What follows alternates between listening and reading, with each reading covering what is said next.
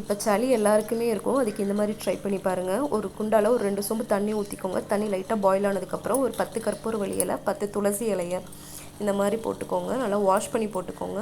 அதுக்கப்புறம் ஒரு துண்டு இஞ்சியை நல்லா தட்டி அது கூட சேர்த்துக்கோங்க. 10 குருமிளகு போட்டுக்கோங்க. உங்கள் வீட்டில் வெத்தலை இருந்துச்சுன்னா வெத்தலையும் போட்டுக்கலாம். இந்த 5 ரொம்ப சூப்பர் ரெமெடி.